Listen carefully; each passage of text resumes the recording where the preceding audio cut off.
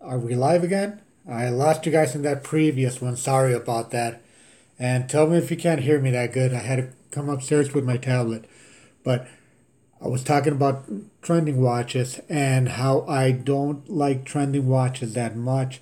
I mean, I like that a watch gets popular after being a nothing, but there is no money to be made on trending watches. So yeah, um, my phone ran out of battery, and I don't know how to do a live stream on the computer. So it's the easiest way to do live streams. It's on the tablet or on a phone, and my phone ran out of batteries. So guys, if you can't hear me, let me know so I could switch up my microphone.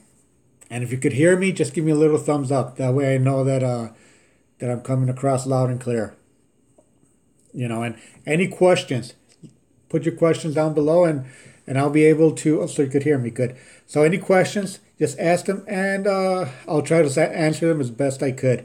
You know, and and yeah, guys, trending watches, Submariner, uh, Omegas, the Speedmaster that was so popular. They're coming down in popularity now, but those watches were getting so expensive, so much crazy money on them, and people are gonna start losing money on those watches, and it's sad to see, and that's one of the reasons I started making my live videos with my NLP Never Overpay, because everybody buys a watch with the intention of it not to lose that much value. But and we know we're gonna have to lose value on every single thing we buy. But it's nice to buy a watch and see it go up in value. A lot of these people that had their grandfather's Rolex, that had their grandfather's Omega or their father's Omega, they made a ton of money. But it's only because watches got so popular that that with the time, they were able to make money on these watches. And is that going to happen from now on to the future? It's going to get really hard, guys. With social media, with Instagram being the number one place to showcase your watches, eBay out there, Chrono24, every single website selling watches. For watches to gain value from now on, it's going to be really hard. It's not going to be the easiest thing to do. But if you buy right, if you do a lot of homework, if you do a lot of research, and you deal like a maniac, that's the one thing uh, the comment I like the most in my on my YouTube here is when people tell me, you know what, I was afraid to make an offer on a watch because rejection. I guess we're all afraid of rejection, but those comments I absolutely love because if you're able to if you're able to buy a watch or go look at a watch, and for this matter anything you like, if you're able to go and see it, and you're not scared to make an offer, and they want $20 for it and you offer $18 and you got it, it's like a small win for you guys, or for everybody. We never ever could be afraid to make an offer for these things. And the dealers are out here to make money. Dealers, they want to make money. They don't want to leave a dime on the table. I'm a dealer. I feel the same way. I want to get the most money I can out of my things. But here's the thing, guys.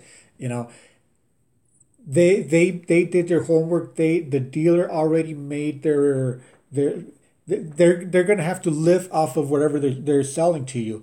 It's your guys's work to try to bring them down as far as possible. For it's your guys' work to make reasonable offers. Because if you come in with just a dumb offer, you're gonna shut everything down. So the art of offering somebody something for what they have is making an offer that doesn't shut them down, because that's happened to me a lot of times. you know and on the flip side, you guys get sticker shot.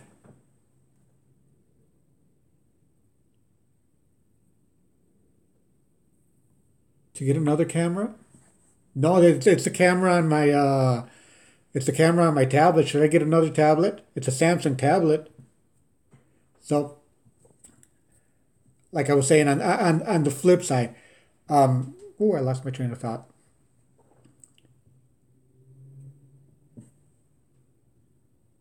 Making offers, sticker shock. There we go. Here I go again. If I go out and I see this watch and it has a price tag of $6,000, what offer am I going to make? What offer?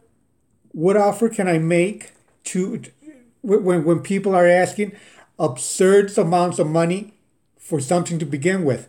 That's when the sticker shock to the buyer comes in. If you go in and you see something and they're just asking for a stupid amount of money, there's no place to go. So on those instances, you're better off not even trying. If you go into a place and the overpricing, it's so terrible, it's so exaggerated, you're just best off, just walking away and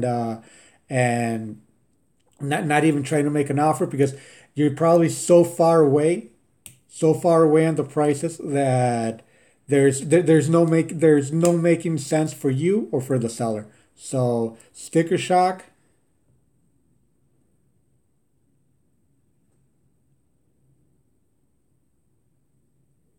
For $2,000, try to get yourself a 1601.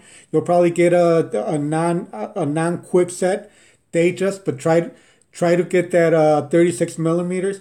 That's a good budget. That's a good budget, and you could probably get something around $1,800 without a band. But if you're looking for something with full band, if if you could bring your $2,000 to $2,500, you could probably get something, a nice two-tone watch, a two-tone Datejust. So just search out there, and if they want 3,000 for it, just talk to the seller and make them offer, and hopefully you can come down to somewhere where you're nice and close to what you want to buy. But that's a good thing. You have your budget all lined up and have your maximum budget lined up. Like I showed you guys in the other video when I went to the auction, I didn't take a dime over what I was prepared to pay for the pieces I took. So that's a big thing, be very, very loyal to your budget, because once you lose that sight of your budget, then it gets crazy. Then you start paying crazy money. So always have that in mind. And on another video I did for eBay,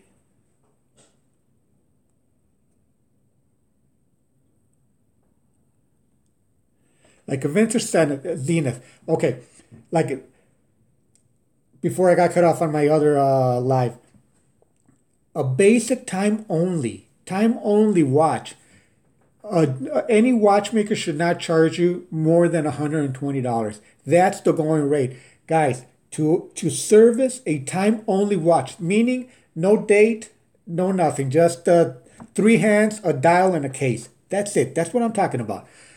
The more complications you get, a date, a date, a chronograph with moon phase, a triple calendar, then the price of service starts going up. But the basic movement should not cost you more than $100 to $150, depending where you live.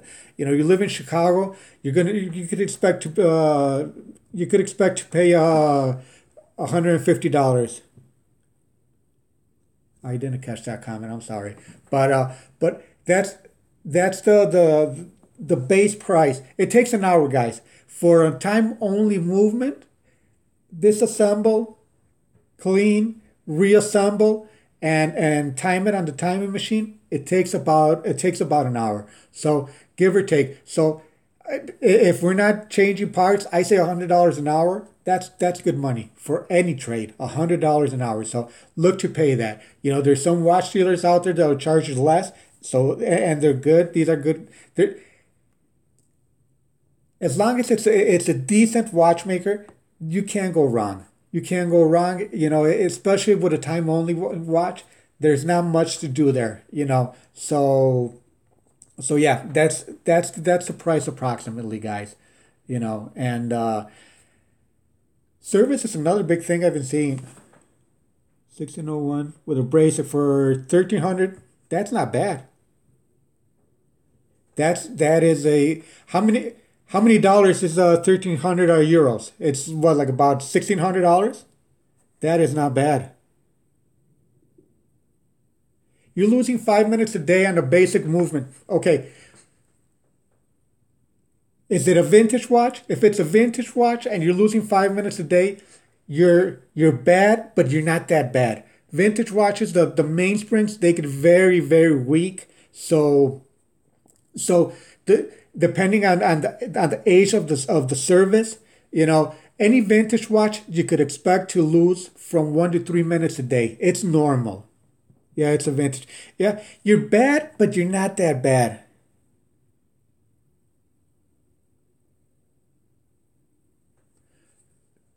They're gonna skyrocket. Okay. Uh, the 19 hours to go.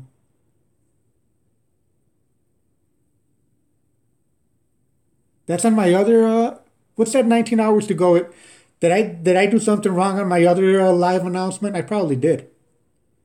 I'm new with this guy, so bear with me. I'm I'm just a watch guy trying to share a message. So with the with going on YouTube and talking on camera and try not to have dead air in between.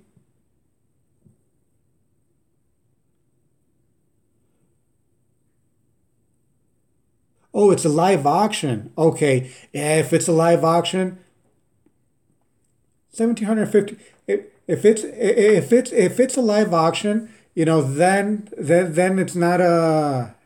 it's not something you could buy right now. Those live auctions. I always said a live auction. I don't care if the watch has a 25-cent bid from day one to day five, 2 minutes before it's left. That's when the live auction starts, at 2 minutes before it's done. So you could see a watch jump, $300, $400 in the last second, and I do it. I do it myself. I mean, it's not a known secret that on eBay you bid on the watch at the last 15 seconds, and you put your maximum bid, and just pray for the best. I had a Datejust, and I had it for a while for $2,500 with a bracelet, and I put it on eBay and I couldn't sell it, so I just sold it to a private customer. Here's the thing: I have good private customers that I don't need to go in and announce a lot of my sales, so that's why you guys don't see a lot of my pieces, but. I've been trying to put more and more pieces. And if you guys tell me I need this, I'll get it for you. I'll try to get it for you. It doesn't matter how high end. I have friends that sell high end watches, and I have friends that'll sell me Timex. So it doesn't matter, guys. Whatever you guys need, shoot me a message, especially on Instagram.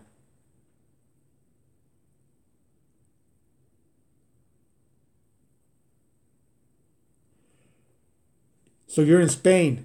So you're gonna have to ship it to Spain.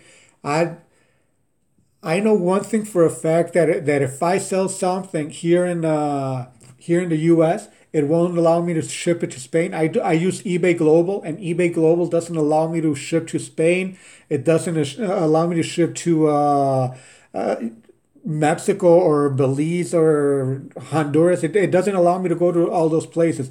eBay Global gives you a specific list of places where they trust shipping the watch. So I love eBay Global, but I just don't like that they don't go everywhere like if you ship it on your own. But you do if like as me as a dealer again. And I was telling you guys on my other live that I lost.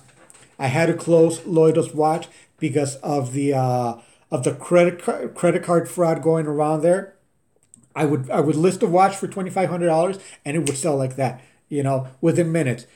And it would be a credit card from London, but the watch was going to Ghana or something like that. So on Shopify it has like flags, and it would raise red flags like crazy. So I said, you know what? I'm not prepared. I'm not big enough to sell on a website. I'll just stay with eBay. eBay gives me so much protection, and better yet, it gives you guys so much protection. eBay is more for the buyer than for the seller, but still, whatever protection it gives me, I appreciate it. And if I kept selling on my website, on Loida's watch, there was no protection there. So I just shut it down and I let it go. And that's that, for the website. You will see a few of my watches, but they'll be through eBay, guys. Service, now you guys know the base price, $110. That's another tool for you guys to have.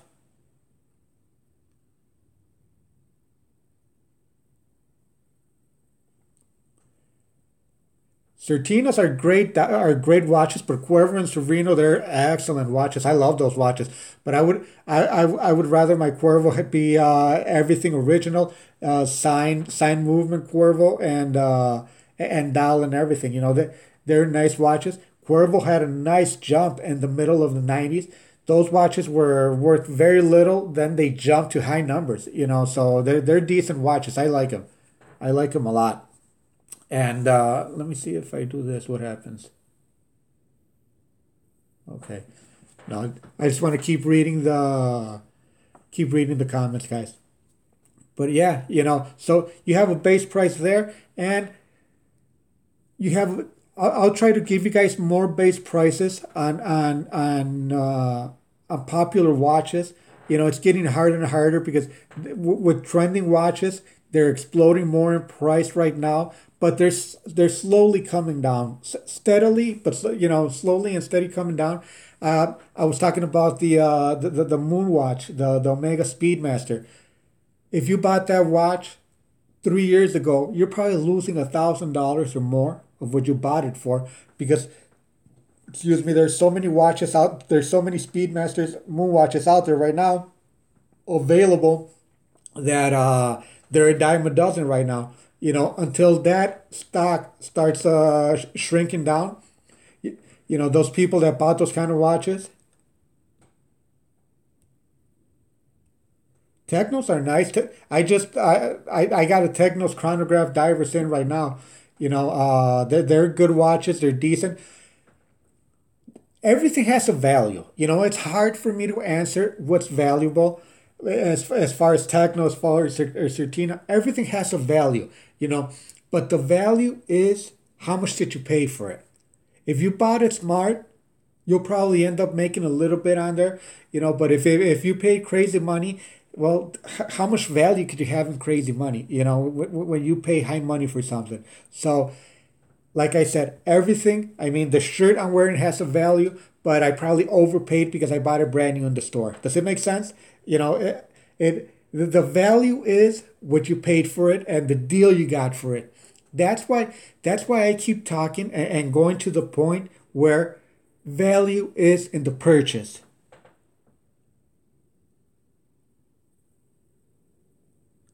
See, that's not bad. That's not bad. 375 for a conquest. That's a decent retail number. How much are they selling for? Have you checked on sold items on eBay? How much are they selling for? See, that's the other thing. eBay is the basis for what things sell for. If you go to anywhere, if you go to a pawn shop, let's say go to a pawn shop and try to sell this watch again. I'll show this watch because it's the one I'm wearing. So you try to sell this watch. The first thing that the pawn shop is going to do, they don't know how much it is a lot of times. They'll go to eBay, they will check sold items on eBay, and then they'll offer you 25%, 30% less of what the last sold item went on eBay for. Does that make sense? So if it sold yesterday for $1,000, they're going to offer me $750 because they know they have a guarantee of making that 25% of the last sold item. So a lot of people say, especially dealers, they hate you going on eBay and seeing what things sold for. That's their kryptonite. Okay, because you being informed, it's a dealer's kryptonite. So they don't like it and it's way too easy. It's way too easy to do it. But that's the source we all go to. Why? Because when we have cash flow problems, we're gonna go to eBay and we're gonna auction a bunch of things. Okay, when we start auctioning a bunch of things, that's you know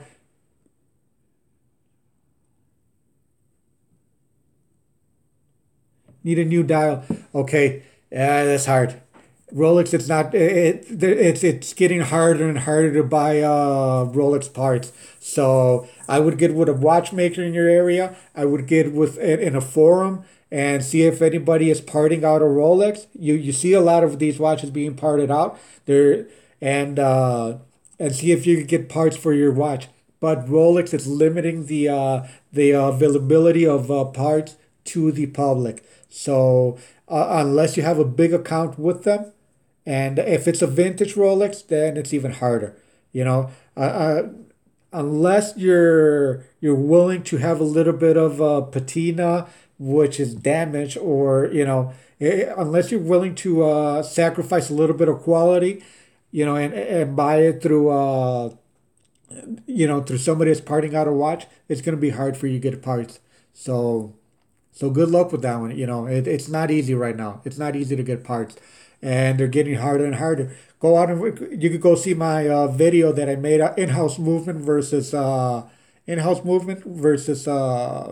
ETA movements or Selena movements, where when it comes to when all the ETA watches disappear, not the old ones, but the new ones. When everything's in house, the companies are going to have full power to control the parts, outsource. So it's going to be very hard for small watchmakers to make a living because they're not going to be able to get parts. They'll be able to do services because the service doesn't require new parts, but it's going to be harder and harder.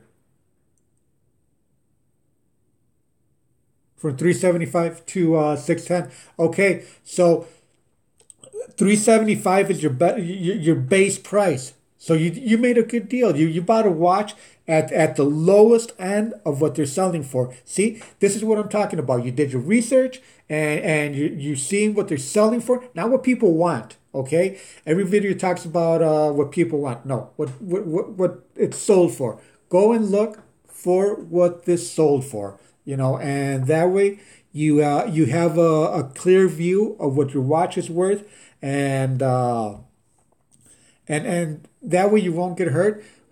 See, collecting watches, guys, it's always a trade up and flip a watch. Even if you don't like it, even if you feel uncomfortable selling a watch, there gets to a point. We all get to a point where something's got to go before something goes in. And sometimes, depending on what's coming in, if it's in a very expensive watch, then two or three of our sweethearts got to go out to cover the price of the first one. So I don't know a lot. I don't know a lot about you guys, but here I mean, I'm a middle class person here in the States, so I can't afford to be buying a $5,000 watch every month, but I like to wear a brand new $5,000 watch every month. So what I'll do, if I see something I want to trade up to, I will sell a few of my pieces, and the only way not to get hurt on the sale of my pieces is, I'm talking about my personal watches. The only way not to get hurt is buying them right. And most of my watches are bought so far under what they're selling now I'll do good. The thing I'd like to do with my watches when I keep a watch, it's because probably I got it on trade. Or I traded. I bought a lot of watches, like 10 watches in one lot. So I'll keep a watch, and it's considered profit because I'll make my money out of the other 9 watches.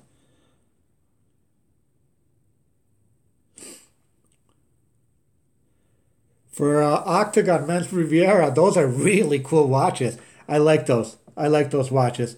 Did you get the one with the gold dial or the white dial? Those are really nice. Those are 90s watches all the way. I used to sell the hell out of those Octagon Rivieras. You didn't pay that much. Gold dial. Yeah, you didn't pay that much. You're good. You're good. Those nobody wants. If you show somebody a 90s Constellation or Balmacier from the 90s, any watch from the 90s, or Movado from the 90s, people will laugh at you. But that, I mean, they'll come around, guys. These watches will come around. 1601 selling now for 2.8 to 3.4. No, that's way too much, guys. Way too much. For a 1601, those are 1601 is the oldest year, so it's the oldest serial. It's going to be a non-quickset. Never pay over 2600. Never, guy. Never pay over 2600 for a. And it's got to be a really good condition for me to pay 2600 for a 1601. Me personally, I won't pay over 1500 for a 1601. As a dealer, this is inside information, guys. I will never pay over $1,500 for a 1601.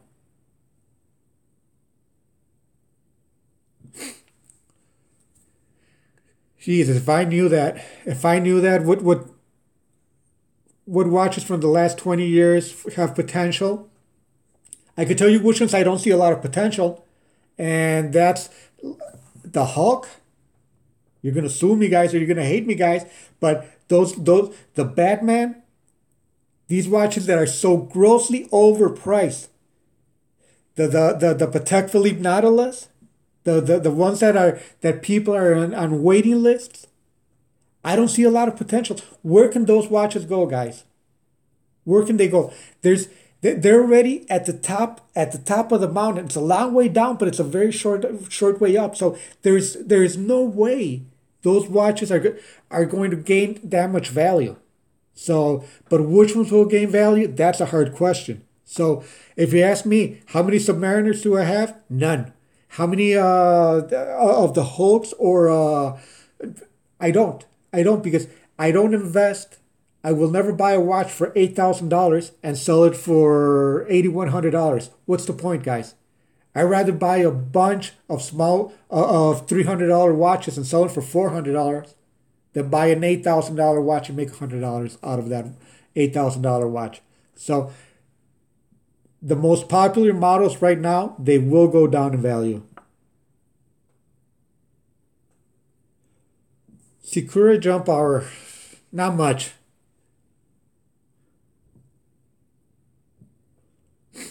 You look for it. You look for it. Guys, I'm not, I've showed you guys, I've done videos on how I go to auctions, I'm going to put up a video how I go to pawn shops. You look for it. It's not easy. Okay? But that's why, I mean, that's why a dealer will make the money because it's not easy. It takes time. It's time consuming to go find a good deal out there. You know, they don't just fall in your lap. If you're expecting a $1,500 watch just to fall in your lap, it's not going to happen, guys. You don't have a storefront. You don't have people, traffic from people coming back and forward, trying to find something, trying to barter something, So I don't have that ability either, but I have the ability of my car with a little bit of gas and a little bit of cash in my pocket and go out and look for these watches. And they start off at 2,300. That's where we start. But we end up at something around the $1,500 to $1,800 range. It doesn't matter where it starts. It matters where it finishes. So the price tag, it's just a number on the watch. That's what I want you guys to realize. Price tags are just a suggestion. Okay?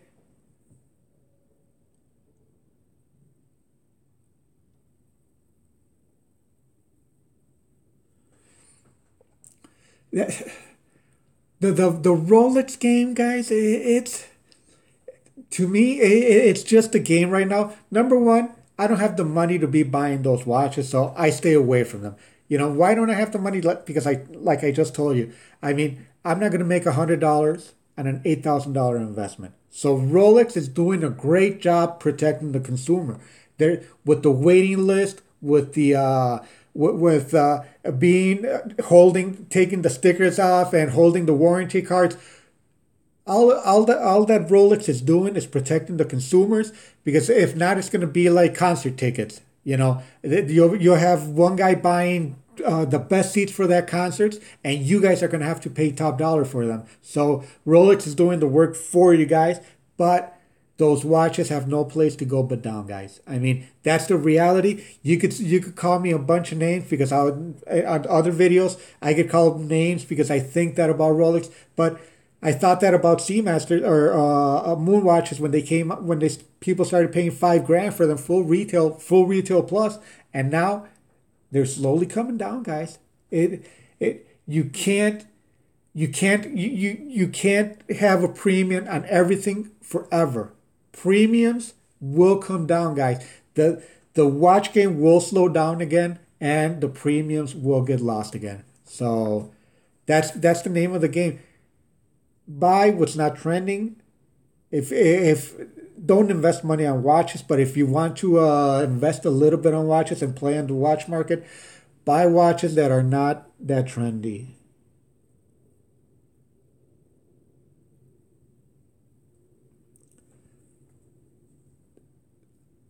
Movado, vintage bumper Movados. I'm not the right guy to ask because I go head over heels for Movado. Movado is one of my favorite brands, and I will $70 to me. It's a steal. That watch should be worth much more, but there Movados. People are bad talking Movados, so take the deals right now. They will come back. Movados will come back. You could buy a decent triple date for a few $100 right now. $300, I think you can buy a decent triple date. Those watches were $1,000. So those those Movado triple dates were let's say like the Batman, of today. They were worth so much, and they came down to reality. $300 for a triple date, to me, that's a decent price. A few years ago, you couldn't touch it for $1,000, and they were selling like crazy. So, yeah, I mean, you guys figure it out. What's coming up in value, what's coming down in value. Guys, I'm going to call it today. Thank you so much for stopping by, guys. Thank you so much for coming over to my live show, and I'll try to make a live more often. And guys, I thank you. I will be bringing up with more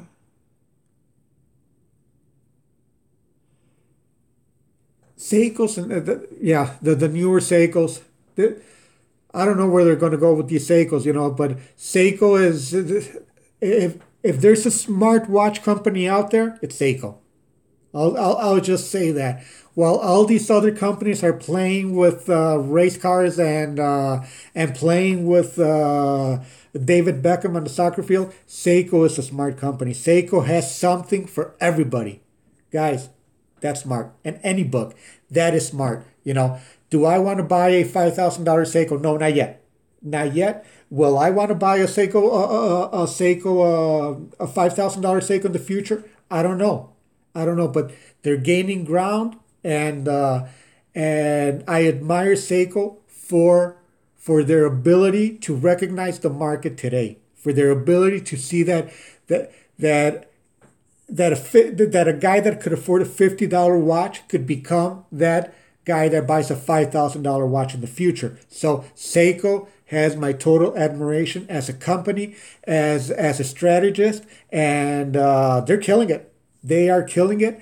But that's another thing. There's too many channels out here that the only thing they talk is Seiko and Rolex, and they beat me on subscribers. Believe me, they get so much subscribers more than me because I like to talk about the watches in between. I always appreciate the watches that are in between the two big dogs right now. And like it or not, the two big dogs right now, it's Seiko and Rolex on the other hand. And I like to talk about everything that's in between. I don't know where Omega is right now. Omega, they're sleeping, but I'll keep talking about affordable watches. I'll keep talking about the watches that nobody talks about. Even though it doesn't gain me a lot of popularity on YouTube, but then again, I'm not winning a popularity contest. I'm trying just to talk to you guys, a bunch of friends out here, and that's all this is. A bunch of guys, talking about watches and becoming friends out here. Guys, thank you so much for stopping by. I appreciate it, and I'll catch you guys on the next one. Thank you.